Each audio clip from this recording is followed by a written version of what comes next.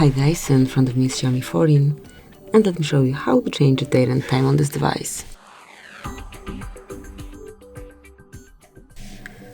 First of all, open the settings, then find and select additional settings, go to date and time, and now at first you need to switch off automatic date and time and select it from the list. Then do the same with hour, and that's it.